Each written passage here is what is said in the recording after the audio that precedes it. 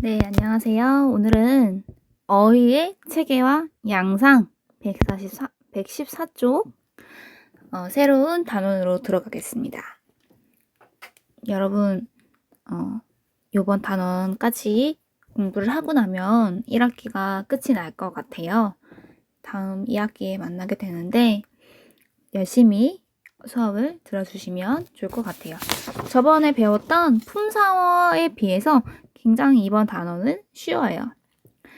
자, 여러분, 단어가 있습니다. 단어가 있습니다. 또 단어가 있습니다. 우리의 머릿속에 들어있는 수많은 단어들, 그 단어 하나하나의 얘의 고유한 성질에 따라서 단어들을 고유한 성질에 따라 형태가 변하니 변하지 않니, 기능, 얘는 주로 문장에서 어떤 역할을 하니, 그리고 얘가 갖고 있는 의미는 무엇이니, 이런 기준들에 따라서 이 단어를 분류한 이 단어들의 모임을 품사라고 했었어요. 그런데 이 어휘라는 건 뭐냐면은 이 수많은 단어들을 누가 언제 어떻게 사용하냐에 따라서 모아놓은 집합을 어휘라고 합니다.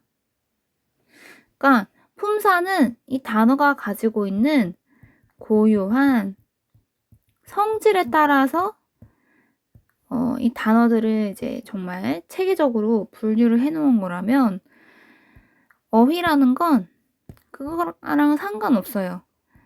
만약에 선생님이 사용하는 단어 모임 그러면은 선생님 국어 시간 어휘, 국어 시간에 많이 사용하는 어휘라고 표현하면 되는 거고요.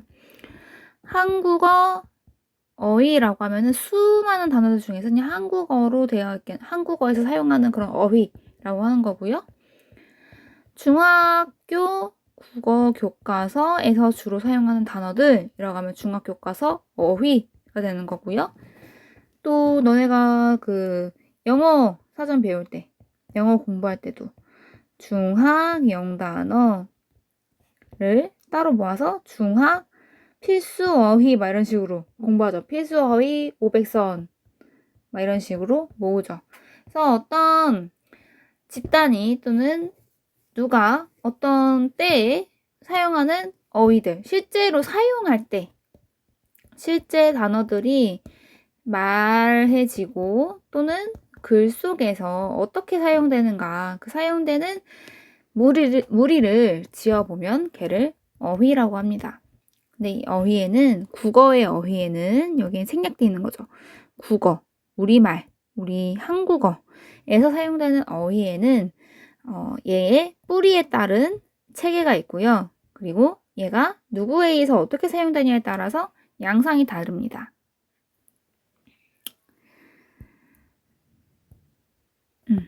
체계는, 어휘의 체계는 이 말의 뿌리에 따른 거고요. 양상은 누가, 언제, 어떻게 사용하냐에 따라서 다릅니다. 복잡해요. 자, 대충 이렇게 설명 듣고 바로 교과서에 가셔가지고 제대로 공부를 할게요. 자, 어휘의 체계와 양상, 왼쪽에 114쪽 왼쪽 생각 열기 한번 볼게요. 빈칸에 알맞은 단어를 써보고 각 낱말이 어떤 상황에서 쓰이는지 알아보자. 자, 밥이네요. 근데 이 똑같은 밥을 가리키는 단어가 상황에 따라서 좀 다양할 것 같아요. 자, 임금님한테는 밥 드세요 아니죠? 수라 잡수십시오 또는 수라 올리겠습니다 라고 표현하죠. 밥을 높여서 표현할 때. 그리고 할머니한테는 수라는 좀 과한 것 같아. 뭐라고 표현하니? 그치, 진지 잡수십시오. 밥의 높임말이에요. 자, 그리고 신만이거든요. 이분은 산삼을 캐는 신만이라는 직업을 가진 분들은 밥이라고 표현하지 않고 이 밥을 무림이라는 본인들만 사용하는 비밀스러운 언어, 신만이 직업의 은어로서 무림이라고 불렀대요. 자, 그리고 얘는 지금 몇 살 정도 됐을까? 놀이개를 가지고 막 여기다가 밑에 대는 그 손수건을 받쳐서 밥을 먹는 애는 애기죠? 언어적으로 미성숙한 애들은 밥 대신에 뭐라고 하니? 맘마라고 하죠. 맘마. 3, 4살쯤 되면은. 자, 이렇게 똑같은 대상인 밥을 가리키는 단어들이 이렇게 많아요. 상황에 따라서 다양하게 나타나죠. 그래서 상황에 맞게 사용하기 위해서는 우리말 어휘가 어떤 체계를 지니고 어떤 양상으로 나타나는지 이해해야 한다. 그래서 낱말들의 집합인 어휘를 뿌리에 따라 나누어 살펴본다. 그럼 체계. 어휘 체계를 살펴보는 거고요. 실제 언어 생활에서 어떤 모습으로 사용되는지 이게 바로 어휘의 양상입니다. 모양 상태예요. 모양 상태. 실제 어떻게 사용되는가? 양상. 얘의 뿌리. 얘가 출처가 어디냐? 출처에 따라서 기준에 따라 나눴으니까 체계죠. 자, 그리고 어휘란 무엇이냐?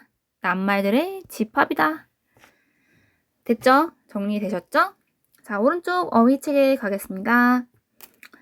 어휘의 체계는 뿌리에 따라서 3가지로 나뉘어 주시는데요. 이 말의 기원, 단어들의 기원에 따라서 다양한 위에 써져 있는 노란색 스티커에 붙여져 있는 제시된 낱말들을 얘가 본래 우리나라 말에 본래부터 있었느냐? 고유어겠죠. 한자를 바탕으로 만들어졌냐? 한자어겠죠. 다른 나라에서 들어왔는데 우리말처럼 굳어지게 되었느냐? 외래어겠죠. 이 3가지에 따라서 나눠보도록 합시다. 자, 우리말에 본디부터 있었던 말 뭐가 있을까요? 위에서. 그렇지. 치마. 자, 하나씩 보자고. 티셔츠는 어때? 티셔츠. 티셔츠는 영어죠? 외래어죠? 다음은 체육복은. 체육복은 몸체, 길을 복, 옷, 복입니다. 한자어죠? 자, 이렇게 첫 번째 그림에서는 분류를 했고요. 그 다음 나물, 김, 냉면이 있네요. 나물, 김, 냉면. 자, 나물 고유어예요.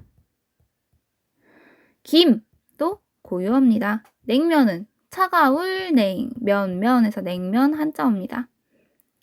그 다음 3번째 아래에 왼쪽 아래의 그림을 보면 색연필, 볼펜, 필통, 지우개가 있어요. 색연필, 색, 흑연할 때 연, 붓필, 색연필. 볼펜은 볼이 굴러가서 써지는 펜이라는 영어 외국어입니다. 다음 필통, 얘도 부필, 통통 해가지고 그 한자어 출신입니다. 그 다음 지우개, 지우다의 지우라는 어간과 개라는 그 마개, 지우개, 개라는 애는 이제 어떤 행동을 어떤 도구를 가리키는 그런 단어를 만드는 전미사예요. 우리말 전미사. 얘가 붙어서 만들어진 우리말 고유어입니다. 그 다음 오른쪽 아래 보시면 음식이네요. 떡, 아이스크림, 두유, 초콜릿. 자, 떡은 당연히 그지? 고유어입니다. 아이스크림. 외래어죠. 아이스크림 맛있죠? 그 다음에 두유. 그렇지. 콩두. 우유 할 때 유. 한자어죠. 그 다음 초콜릿. 외래어죠. 너무 쉽다. 우리말의 어휘. 어종에 따라서 3가지로 나뉩니다. 어종. 말의 그 뿌리. 종류에 따라서 3가지 유형으로 나뉩니다. 고유어, 한자어, 외래어. 본래 우리말 고유어. 외래어, 다른 나라에서 들어온 말. 그러니까 다른 나라라고 할 때 중국 한자를 제외한 걸 얘기하는 거죠. 영국, 프랑스, 일본 모든 다른 나라. 그 다음 한자어. 우리말에서 빼놓을 수 없는, 사실은 우리가 수백 년 때부터 삼국시대부터 계속 한자를 기반으로 많은 단어들을 빌려와서 썼기 때문에 한자어가 굉장히 많습니다. 우리말 단어 중에. 자, 이 3가지가 있다. 한자어, 외래어, 고유어. 사실 사용되는 숫자로 본다면 요즘에 한자어가 거의 1순위고 고유어가 2순위라면 사실 외래어가 거의 고유어와 다투고 있고 외래어가 점점 한자어조차도 한자어를 압도하기는 아직 멀었지만 굉장히 조금 요즘 많이 사용되고 있죠. 자, 어종. 얘 말의 뿌리. 출신에 따라서 세 가지로 나뉜다. 어휘의 체계. 자, 여기까지 하고 다음 강의에서 각각의 어종의 특성을 알아보겠습니다.